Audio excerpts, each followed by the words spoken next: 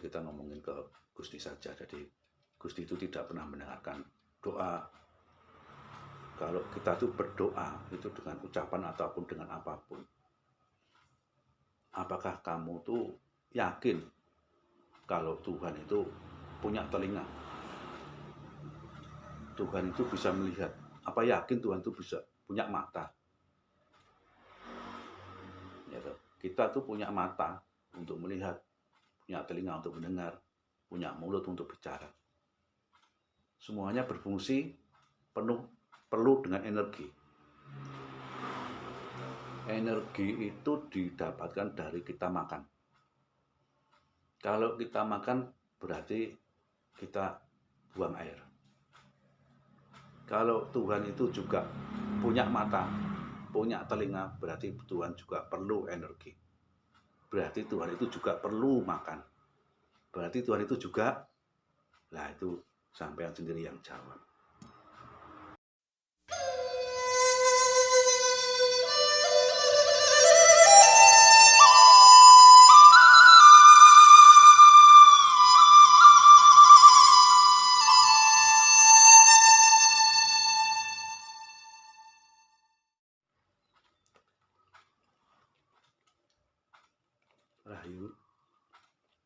Rahayu Kang Pinangge. Bertemu lagi dengan saya di channel Cah Gemblung. Kali ini saya diminta teman-teman untuk membahas atau menjawab pertanyaan tentang apa itu Gusti. Gusti menurut keyakinan Jawa. Apakah Gusti itu sama dengan Tuhan? Ya, mungkin di kalangan masyarakat mengidentikan Gusti dengan Tuhan. Gusti itu menurut yang saya ketahui, Gusti itu banyak tergantung dari pengetahuan atau pengalaman dari yang menyebutkan. Dan ini kan sering sudah digunakan di dalam keyakinan atau aliran-aliran kejawen yang beredar di masyarakat tentang kalau menyebut Tuhan itu dengan istilah Gusti. Yang saya sampaikan ini Gusti yang sesuai atau menurut kitab Gusti, kitab yang sudah ada sejak zaman Sang Hyang. Apakah masih ada? Pasti ada yang bertanya seperti itu. Ya tentunya masih ada. Kenyataannya saya bisa baca, bisa pelajari. Dan seperti apa, bagaimana kitab itu kan terus terang tidak bisa saya sampaikan secara vulgar, secara jelas, karena memang demi keamanan atau keselamatan dari kitab-kitab kuno tersebut. Karena memang sejak akhir dari Majapahit, memang mulai dari Kediri hingga Majapahit itu kitab-kitab itu sudah mulai dimusnahkan. Dan hingga saat ini pun kita masih kesulitan untuk membuka atau memunculkan kembali ajaran-ajaran yang terkandung di dalam kitab-kitab kuno, dalam kitab-kitab kuno Jawa. Kembali lagi kita ngomongin Gusti. Gusti yang beredar di masyarakat hingga muncul istilah dengan Bagus Sing Ati, Guru Sejati, dan sebagainya. Dan itu menurut saya, dan saya juga tidak asal ngawur, karena memang berdasarkan kitab-kitab yang saya pelajari. Seperti contohnya ini kitab-kitab kuno, ya, kitab-kitab kuno yang tulisannya masih masih huruf-huruf kuno. Ini hanya salah satu saja. Gusti itu belum Tuhan, bukan Tuhan, tapi masih dalam tahap sukma. Atau kalau dalam pelajaran di tempat kepada teman-teman yang dekat dengan saya sering menggunakan dengan istilah partikel, karena manusia terdiri dari banyak partikel. Karena supaya pelajaran kuno yang dulu ada itu bisa mengikuti zaman. Dengan saya sampaikan dengan tidak menggunakan bahasa-bahasa yang seperti serem-serem begitu, seperti ya maaf, seperti para yang lainnya. Tapi saya menggunakan bahasa-bahasa yang baru supaya bisa diterima. Karena bahasa itu kan hanya cuman sebagai penanda kesepakatan untuk suatu hal, bahwa misalnya ini kita sepakat ini namanya korek, ya itu kan kita sepakat kalau ini namanya korek. Ada yang ini tempe, ini tahu, ya monggo, dan itu kan kesepakatan. Tapi kalau tentang Gusti tadi dengan ada istilah guru sejati, bagus ingati dan sebagainya, itu masih di partikel 6 atau sukma. Sukma yang berada di dalam raga kita. Kalau orang Jawa mengatakan ada di bun-bunan atau ubun-ubun, itu yang bertanggung jawab terhadap raga kita. Yang sukma tadi masih ada di dalamnya jiwa. Jadi sukma itu, istilah sukma itu kan artinya tidak nampak atau rahasia atau terselubung, tertutupi. Itu namanya sukma. Itu bahasa Jawa kuno. Sehingga memang sulit untuk mencapai ke situ. Jadi terus Tuhannya bagaimana? Ya Tuhan berbeda lagi. Tuhan di sini tidak, Tuhan untuk orang Jawa itu tidak pernah menciptakan apapun, tidak pernah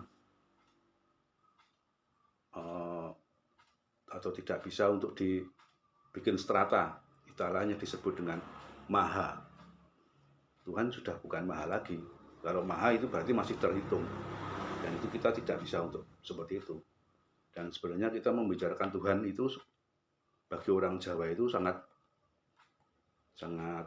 takut, atau bahasa Jawanya wingit, sangat wingit sekali, tidak bisa dibicarakan secara sembarangan.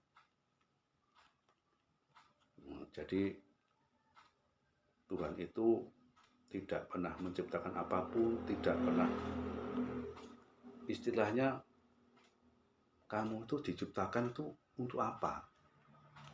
Terus Tuhan menciptakan bumi, alam semesta untuk apa?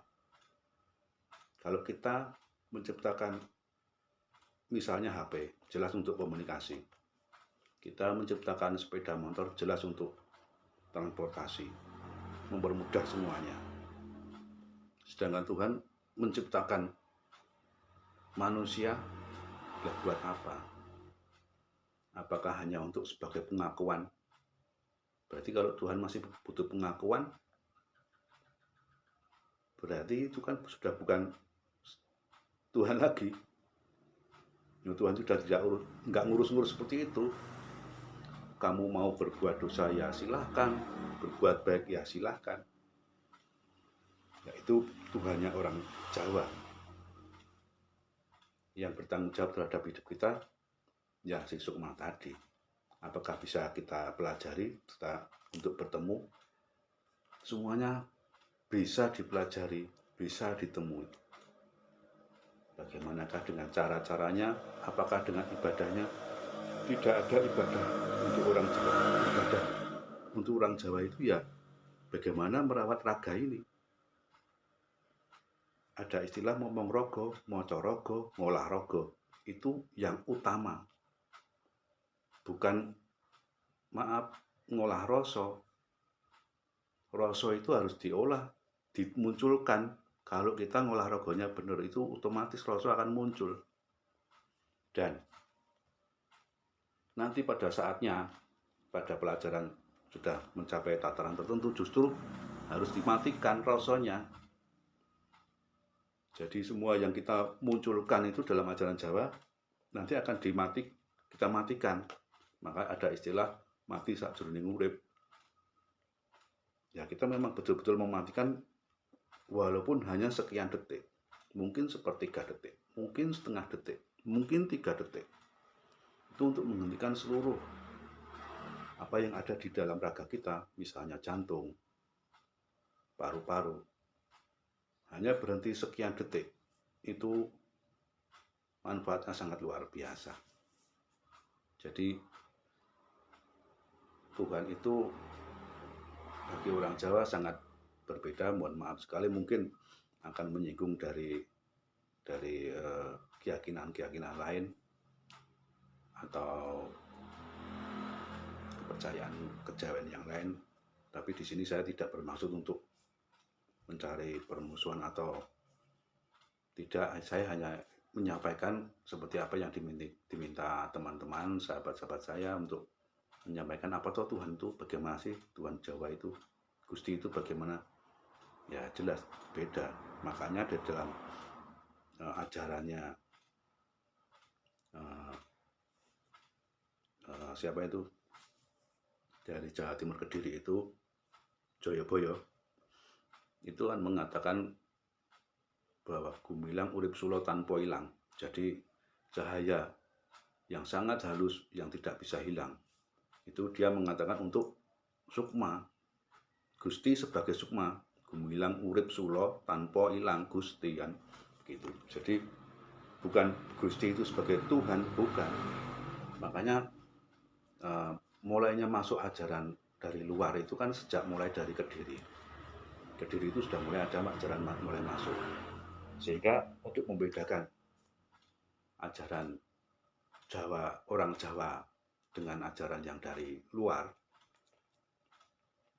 Joyoboyo memunculkan dengan istilah kejawen. Kejawen itu seperti orang, ya maaf kalau yang lainnya seperti hal membaca syahadat. Jadi membedakan antara orang Jawa dengan orang bukan Jawa. Jadi di sini ada kesalahkaprahan terhadap orang-orang di masyarakat mengenai hal kejawen. Yang dipikir kejawen itu ya Jawa, enggak, bukan. Hanya kahuripan, kan di situ dijelaskan ada kahuripan nutuk dawuh yasa angger-angger wana elokna wasa. Kalau kita sudah Jawa ngapain? Kan begitu. Seperti halnya ini, maaf, Pancasila. Pancasila itu kandungan 5 sila itu untuk di desa yang pelosok-pelosok, yang masih tradisional, itu 5 sila itu sudah dijalankan. Nah, ditanya orangnya, hafal tidak Pancasila? Pasti tidak hafal.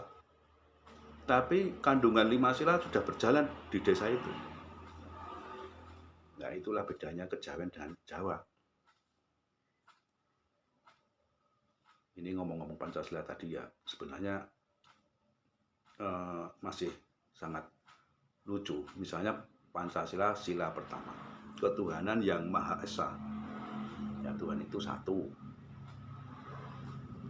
Kalau satu, tapi kenyataan di masyarakat kan tidak bisa menerima hal seperti itu.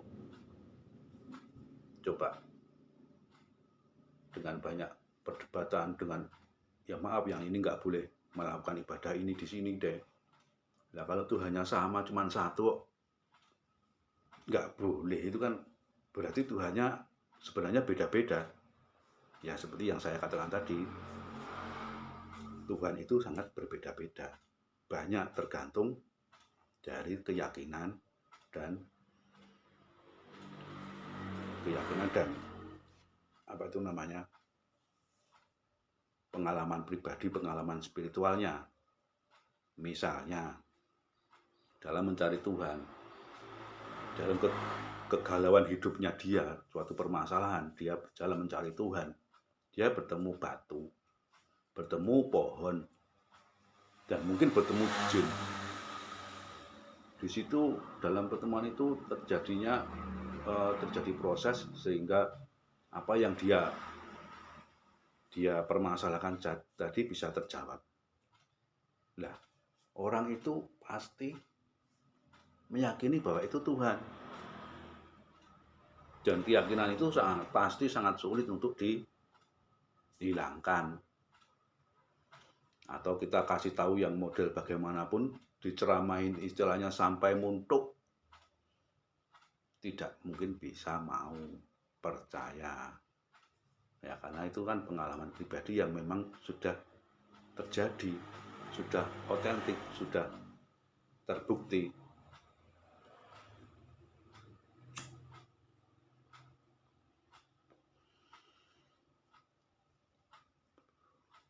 Jadi Tuhan itu, kita harus mengenal Tuhan itu jangan sebagai ilusi atau bayangan.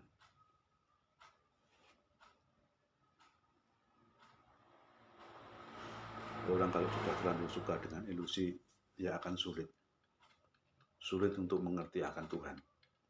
Dan pengetahuan yang saya sampaikan ini pun pasti akan ditolak, atau saya mungkin bisa dianggap sebagai sesat bagi orang-orang yang sudah terlanjur cinta dengan ilusi dengan apapun. Karena semuanya itu bagi orang Jawa itu harus terbukti benar.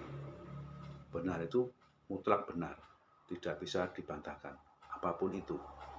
Mau disebut sebagai buku suci, mau disebut sebagai orang suci, mau disebut sebagai tradisi atau apapun, itu harus terbukti otentik, benar, mutlak, tidak bisa dibantah. Itu bagi orang Jawa. Sehingga semuanya penuh dengan logika dan tidak bisa dibantah lagi. Itu mengenai hal Gusti atau Tuhan bagi orang Jawa. Jadi kehidupan kita itu sudah terlalu banyak dengan orang ngomong doktrin atau apapun itu. Itu kan suatu pemaksaan yang tidak perlu logis, tidak perlu dilogika. Pokoknya begini, kamu harus percaya. Ya sudah. Bagi kita tidak. Makanya untuk sebutan-sebutan itu hanya sebagai penanda. Seandainya misal Gusti itu saya ganti tempe, bagi orang Jawa sangat boleh. Mau diganti, maaf telek, boleh. Wong itu sepakat kok, kesepakatan.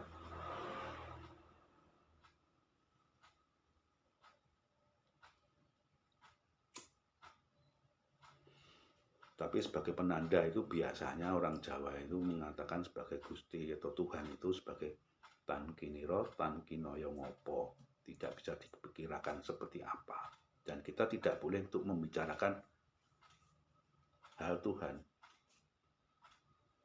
Ya. Tuhan itu tadi saya katakan tidak menciptakan apapun. Apalagi berdoa. Orang Jawa tidak ada berdoa.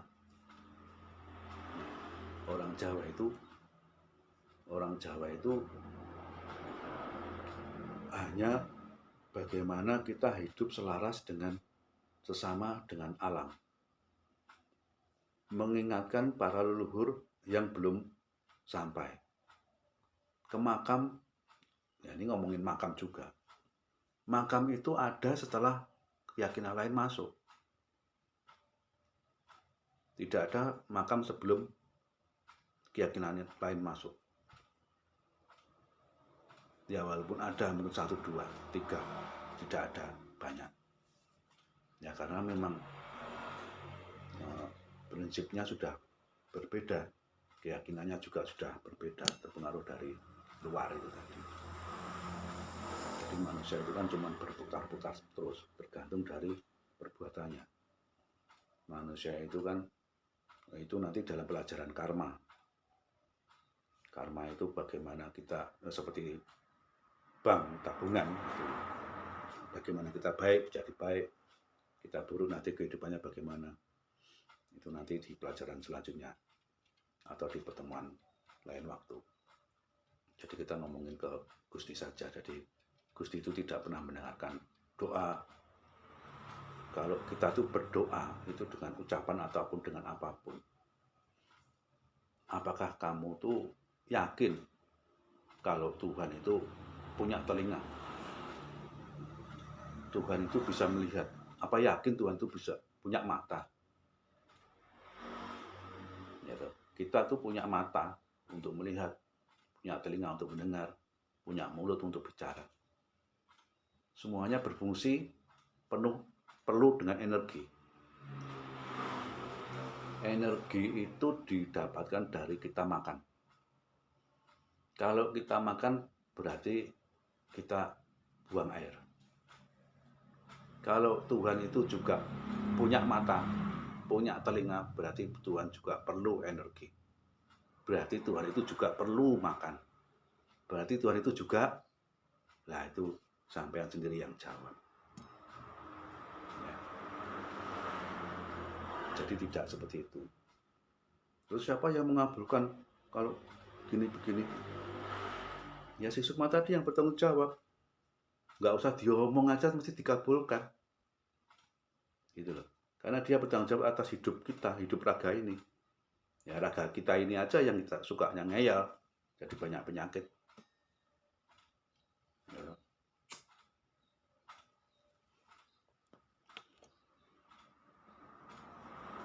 Tuhan gawe surga, gawe neraka, bikin surga, bikin neraka. Jika begitu, misalnya kamu, Mas Adi menikah sama istrinya, atau Mas Sis menikah sama istrinya, oke. Waktu malam pertama itu bilang sama istrinya, Dek, ayo kita bikin anak, nanti kalau jadi anak ini sudah tak persiapkan kamar yang ada ruji-ruji besi. Mesti si cewek tanya, buat apa Mas? Ya nanti kalau anak kita nakal kita masukkan ke situ. Ada nggak orang tua yang seperti itu? Ya, jadi Tuhan itu tidak bisa ngomongin maha lagi. Terus maha adil, maha begini. Bagaimana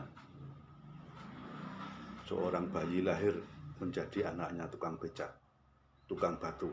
Bayi lahir jadi anaknya presiden. Bayi lahir jadi anaknya, maaf, konglomerat Raffi Ahmad misalnya. Itu adilnya di mana coba? Boro-boro yang itu. Masih ada yang bayi lahir cacat. Terus adilnya di mana?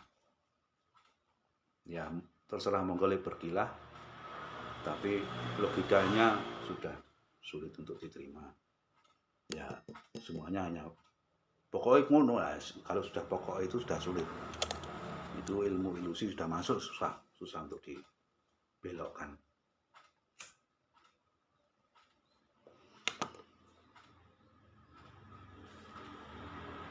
Jadi mungkin seperti itu yang bisa saya sampaikan. Mungkin dalam perbincangan sedikit ini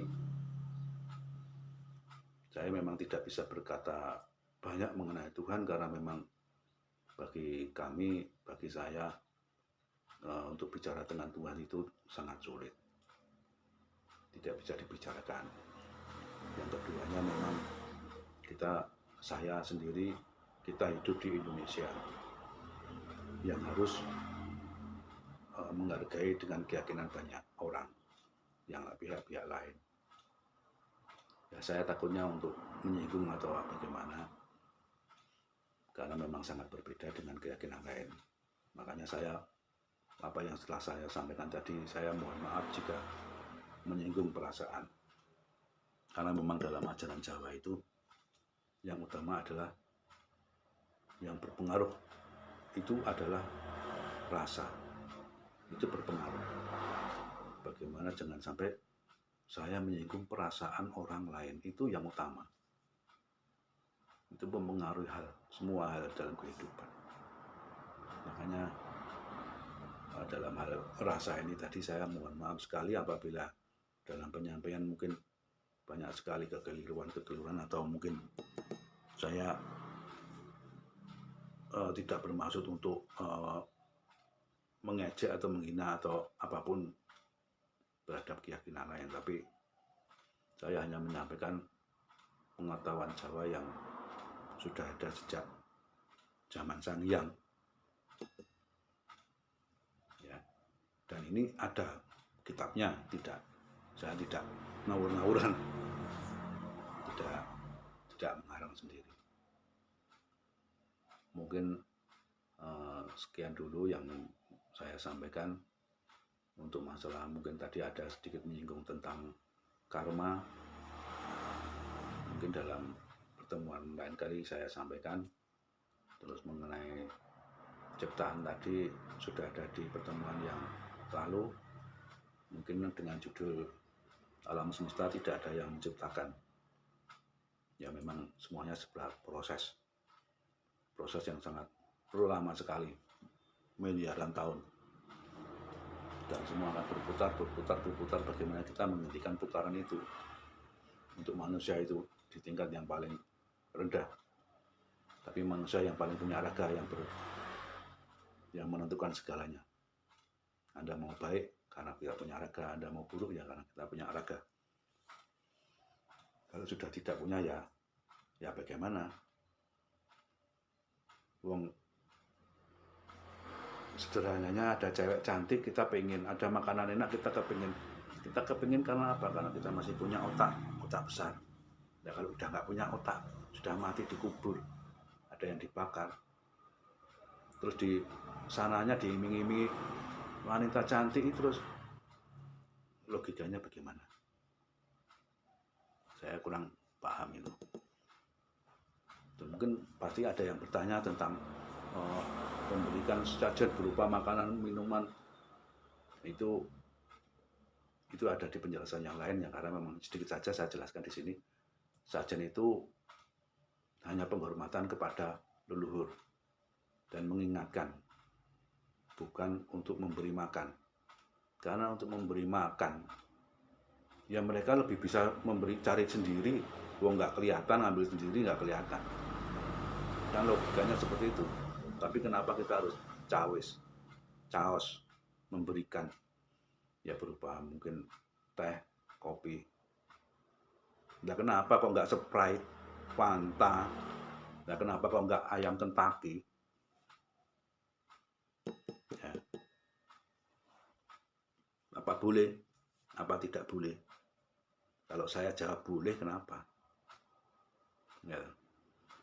Hanya saja kan dulu itu yang leluhur kita yang kemarin-kemarin yang kita itu kan belum mengenal Kentucky, belum mengenal Sprite, tahunya ya kopi, teh, ya sudah.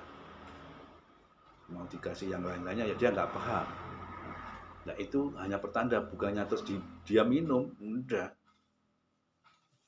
Kalau dia mau minum, wong dia udah nggak kelihatan, ambil sendiri nggak tahu. Tidak seperti itu maksudnya. Dan itu bukan untuk menyembah kepada mereka atau menyembah pada Tuhan, enggak. Itu hanya orang-orang kadrun yang memang ingin menyesatkan dan gerah jika ada orang Jawa yang masih ada. Ya. Dia suka dengan ajaran-ajaran Nusantara yang masih ada.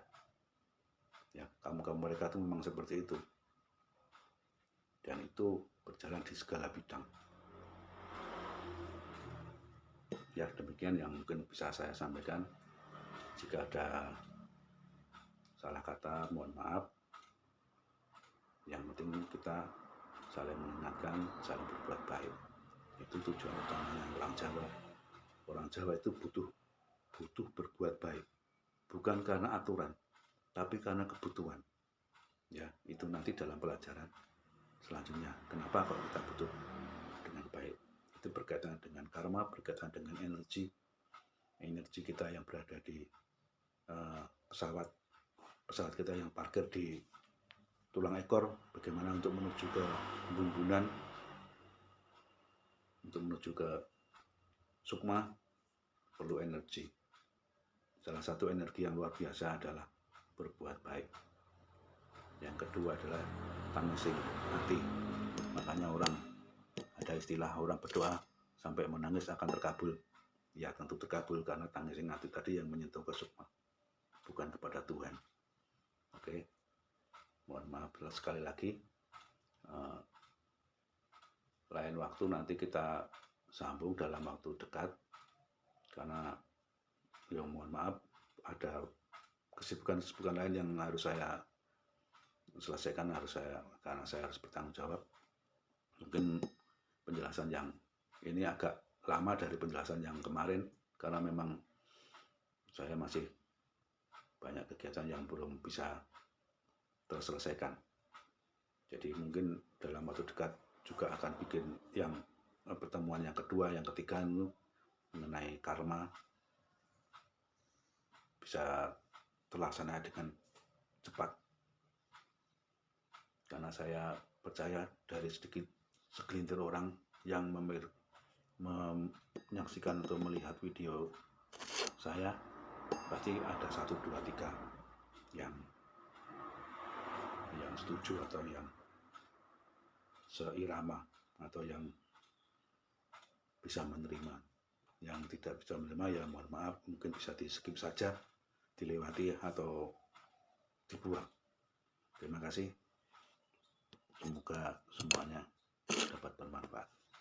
Rahayu, rahayu, rahayu.